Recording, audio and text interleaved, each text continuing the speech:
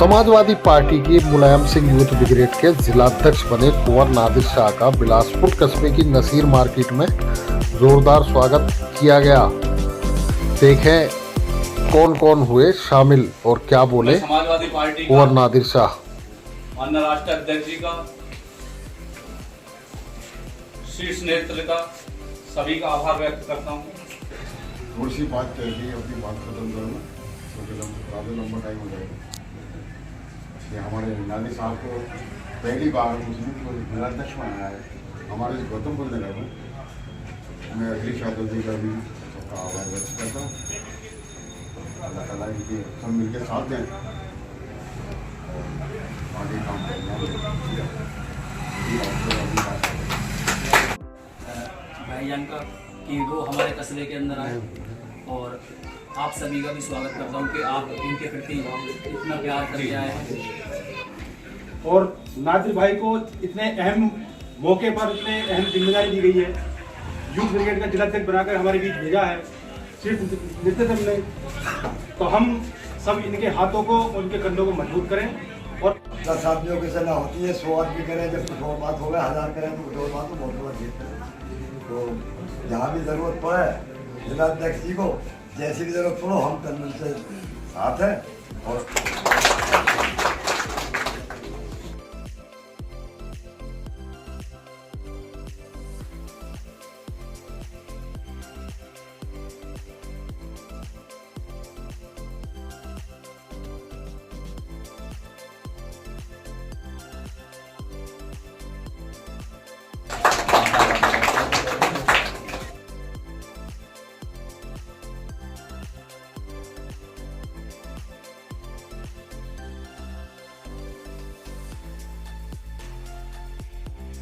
इन्हें लाज रखी है बुजुर्गों की यहाँ, वरना सभी टुकड़ों पे पलते हैं, बगावत कौन करता है। आज सबसे पहले मैं इस बिलासपुर कस्बे के सभी लोगों का, सभी भाइयों का तहे दिल से बहुत बहुत शुक्रिया, बहुत बहुत धन्यवाद करता हूँ कि उन्होंने मुझे जिलाध्यक्ष बनने के बाद अपने इस कस्बे में बुलाया और मेरा बहुत सम्मान किया। मैं उम्मीद और भरोसा दिलाता हूँ कि इस सम्मान को कभी खाली नहीं जाने दूंगे। सम्मान, जैसा कि आप सभी लोगों को पता है कि आज जो सरकार इस प्रदेश और देश में चल रही है, पूरे प्रदेश और देश में हाहाकार मचा हुआ है। ना व्यापारी खुश है, ना ठाकुर खुश है, ना गुजर खुश है, ना ब्राह्मण खुश है।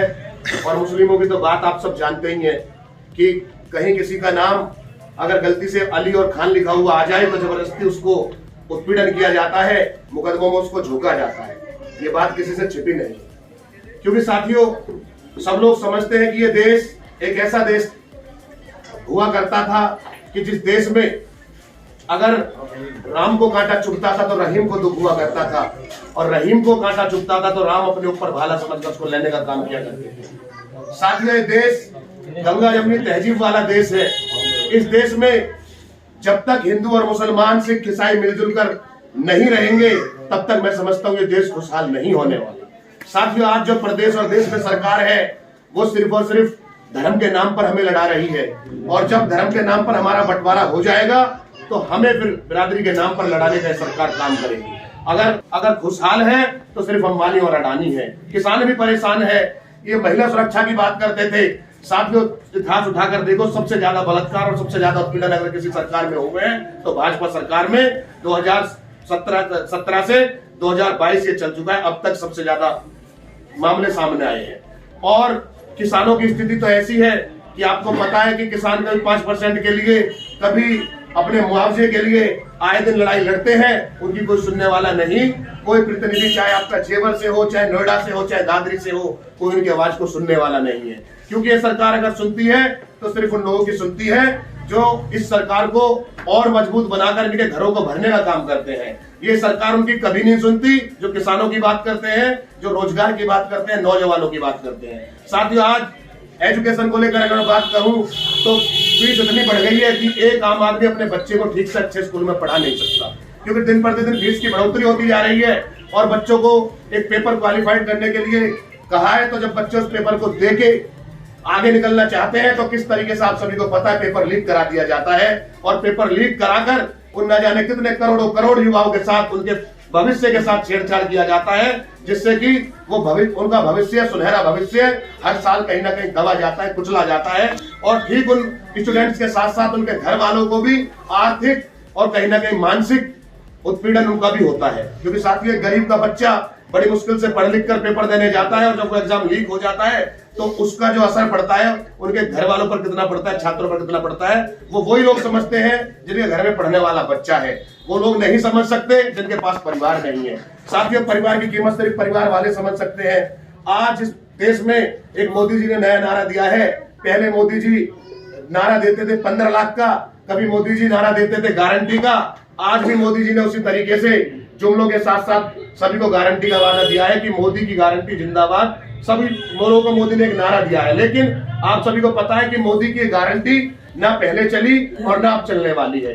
साथियों मोदी जी ने हमेशा जुमलेबाजी की बातें की हैं और इस प्रदेश की जनता, भोली भाली इस देश की जनता इनके जुमलों में झांसे में आकर एक बार दो बार इनको चुनकर गलती कर दी। लेकिन मैं समझता हूँ सारे लोग जागरूक हो चुके हैं, चाहे किसान हो, चाहे नौजवान हो, चाहे छात्र हो, चाहे महिला हो, सब लोग आज जागरूक हैं और सब लोगों को पता है कि इस सरकार में कुछ होने वाला नहीं है, सिर्फ और सिर्फ तानाशाही है, हिटलरशाही है। क्योंकि साथियों कानून वो पास किए जाए जिनसे जनता का भला हो, जिनसे पब्लिक का भला हो सके, ना कि ऐसे कानून पास किए जाए जिनसे सिर्फ और सिर्फ अंबानी और अडानी का भला हो सके। साथियों आज जो देश में सरकार है ठीक वो उसी तरीके से कभी एनआरसी लाती है, कभी किसानों के बिल को लेकर आती है, कभी मैं समझता हूं एमएसपी पर बात ये लोग नहीं करते हैं, तो कहीं ना कहीं ये लोग इसलिए टॉर्चर करते हैं देश की जनता को कि किसी तरीके से देश की जनता दबी रहे, कुचली रहे और इनके घर भरते रहे, ताकि ये देश की जनता को ऐसी तरीके से लूटते रहे।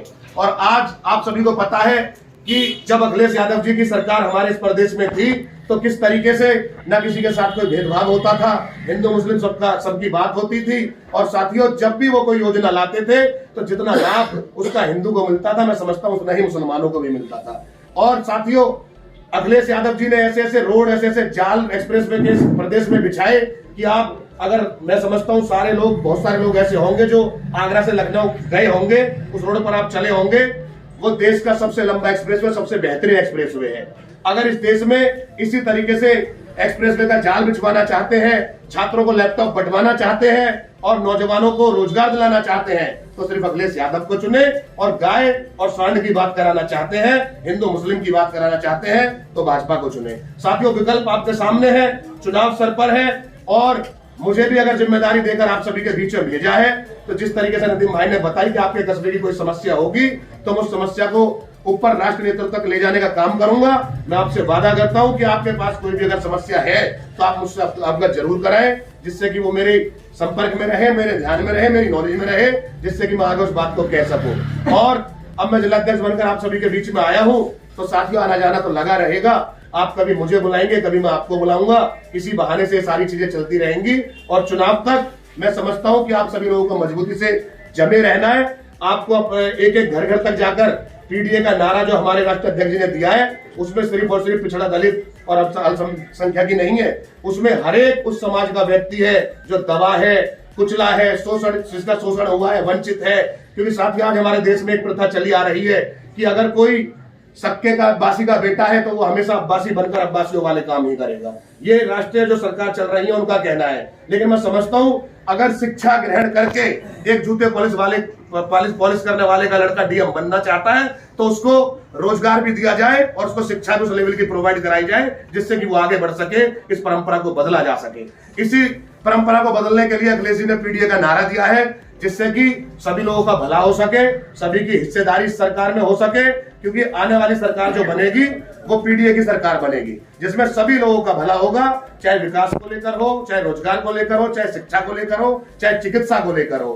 तो आप सभी से मैं यही अनुरोध करने आया हूं, यही आप सभी से निवेदन करने आया हूं कि साथियों जो आपके दिन आज परेशानी वाले चल रहे हैं, बस कुछ समय की बात है, फिर सरकार बनने जा रही है, तो सब लोग मजबूती से लगे रहे। एक नारे के, एक शायरी के साथ मैं अपनी बात को खत्म करूंगा कि दिल की हसरत फिर से जुबां पे आने लगेगी, समाजवादी सत्ता में आएगी, जिंदगी फिर मुस्कुराने लगेगी। दिल की हसरत जुबां पे आने लगेगी, समाजवादी सत्ता में आएगी, जिंदगी फिर मुस्कुराने लगेगी। क्योंकि हम लोग जातिवाद की नहीं सिर्फ विकास की राजनीति करते हैं। इसलिए सूरत एक दिन हर सूरत में अखिलेश यादव की नजर आने लगेगी। एक दिन सूरत हर सूरत में अखिलेश यादव की नजर आएगी। आ जाओ जल्दी आ जाओ, जगह बदलते रहो सब। शहजान